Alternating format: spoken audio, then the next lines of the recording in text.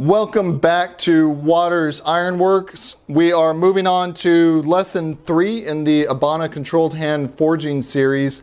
In this video, what we're going to be doing is really seeing the blacksmithing side of drawing out this round taper. Let's talk about that, and let's talk about the SOR method, square, octagon, round. So anytime you are drawing material out and you're going to take it round, it is always a good idea to use SOR. Square, what you start with, octagon, and then to round. There's a couple reasons for this. People will bring up a safety issue. The idea that if you're just going around, you might hit something, and then as you continue forging around, you just kind of take that little bit that you knocked over and you stretch it, and you stretch it more and more. It could get very long, very thin, and be sharp and be a safety hazard. I really find that the big reason that you want to do this is that it gets you to a even round taper faster and more accurately than just trying to draw it out round. The human eye is pretty good at seeing whether or not something is square. As I'm flipping that bar back and forth, I can see whether or not those sides look like they're the same width, same thickness, and correct, and make sure that I've got a good clean square taper. Once I've got that, I knock in the corners and I take it to octagon. I can still make sure everything is looking nice and even, and then I take that to round. If I'm trying to go straight to round, it's hard to see whether or not something is truly round or if you're dealing with an oval or something like that. So this will get you nice, consistent, even round tapers the most accurately and the most quickly. We're going to be working with 1/2 inch stock today, so square, octagon, round is the right way to go. If you were working with something that's a lot bigger, you might slip in 16agon in here. I'm not sure what the name for that shape is, but going from an octagon, knocking in all the corners again to a 16-sided shape, and then to round. I guess if you had a really tremendously big piece, you could do a 32nd as well. The idea is that you want to just keep knocking in the corners, getting closer and closer to round every time you do it, while keeping everything even the whole way through as you're going to round.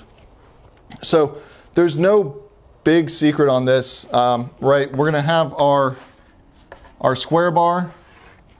We're going to take that. We're going to draw it out to a, well, and this drawing from the side isn't going to show it.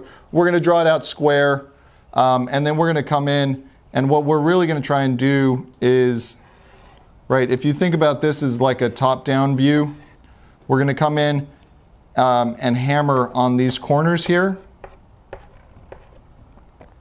so that they flatten out and you wind up with 8 even sides all the way around.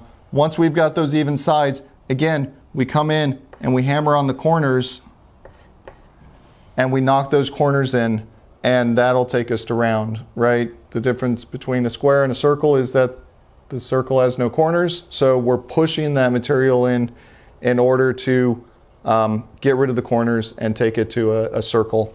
And again, this is exactly why it gets longer as we go through this process, because we're pushing material in from the corners into the mass of the material. And since we're keeping that even all the way around, it's got to grow lengthwise. Just like if you're making a snake out of Play-Doh and you're rolling it in your hands, it expands out. Same thing as we're doing these tapers. So let's get the material hot. I'm going to put a punch in just at 2 inches, and we'll take it to square and we'll draw it out to round. So I'll see you once the forge is hot. The forge is heating up. I've got my steel here marked right about 2.1 inches. I'm going to put a mark in there.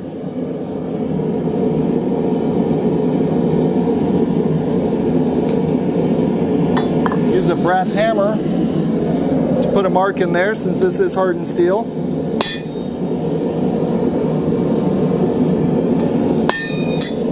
There we go. So I've got my mark that I'll be able to see. Toss this into the forge, let it heat up, and I'll be right back with you.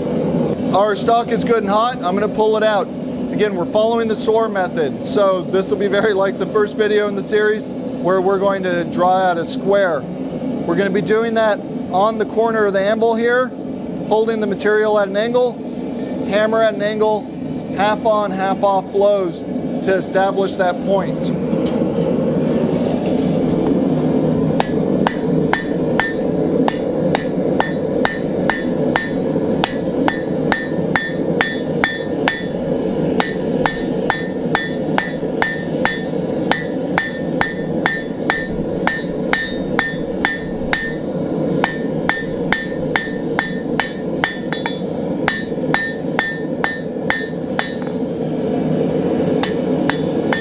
That's looking pretty good. So what I want to make sure is that I've got a nice even flat taper here. Everything's looking nice and sharp. I'm going to heat this up again, and when we come back, I'm going to start working the length of this, drawing it out. Making sure that I keep my mark here right at the edge of the anvil. I don't want to go past that. And then we should be able to make this into a square and take it round.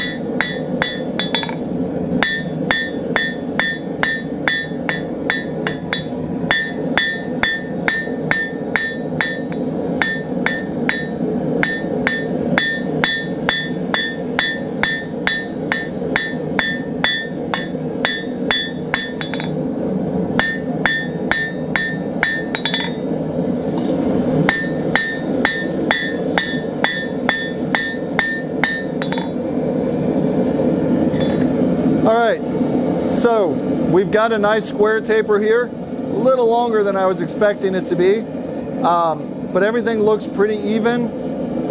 So we're going to do one more heat. We're going to come in holding it on an angle like this on the edge, hammer down, make it into an octagon by hammering on these two edges right here. I'm going to come in here, hold it up on the edge, hammer down pretty hard here in the back, lightening up my blows as I go forward.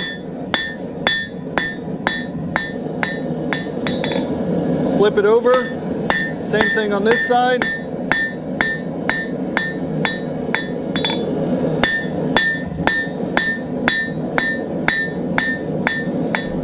Depending on your light, it can be kind of hard to see when this is hot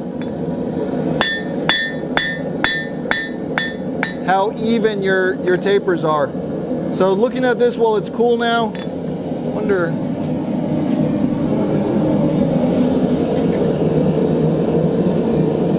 Right, you can see one there.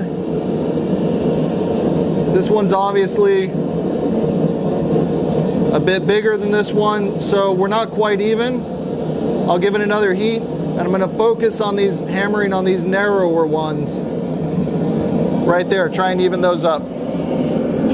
Here's one of those thin sections.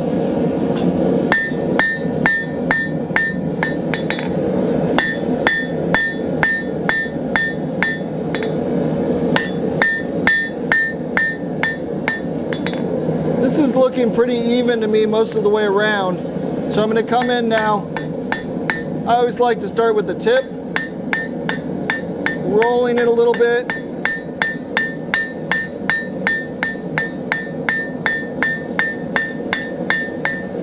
And what I'm doing is anywhere where I see a corner, I'm hammering that back in. The further back you go, the thicker the steel, the harder you'll need to hammer.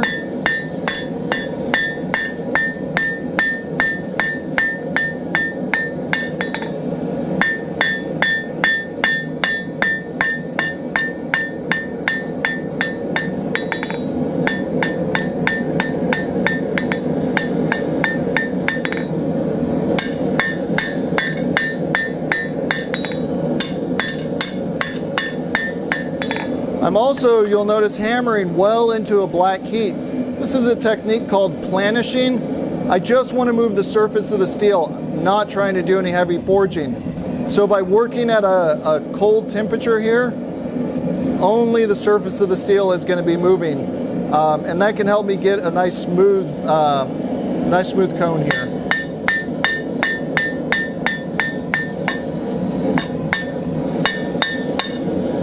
This looks pretty good. I'm going to heat it up one more time. These tips you've got to be careful of right up here.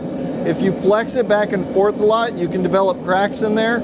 So I want to refine this a little bit. I'm going to heat it up in order to do that. Let's refine the tip here a little bit.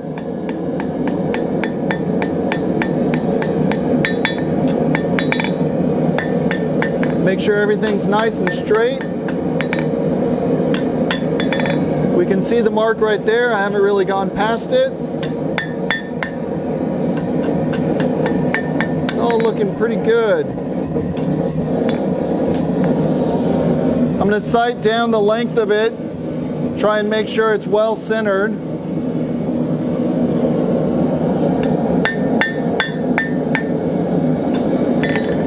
I'm going to go ahead and quench this. Let's grab a square and we'll take a look and see how accurate we came out. We've got our square. What I want to do is come in here and check that this edge is nice and straight, right? And it's straight all the way around. As I do it, I've got a little bit maybe of a bend there on the tip, but it looks pretty good. And then I want to come in, and this point, since this is a 1/2 inch bar, should be over just a quarter. And it should stay over at a quarter as I rotate through all the sides. And it's pretty close. The next step here, if you really want to continue these lessons and become proficient as a blacksmith, is cut this off, do it again, right? Just like in the square taper video, you want to make several of these in a row where they are all coming out nice and consistent and even, and ideally virtually identical, right? You should not be able to tell which one is which. Once you can do that and you've got that consistency, then you've really mastered the ability to create a round taper. So go out there. The link, of course, for the ABANA controlled hand forging is down in the bottom. We'll put somewhere around here links to the entire series of videos. Go out there and practice these kind of essential forging skills. When you can do these things and you can do them easily and you can do them well, it'll just up your entire blacksmithing game. So happy forging. If you have any questions, please drop comments down below and I will respond to all the ones that I respond to. Thanks so much. See you again soon.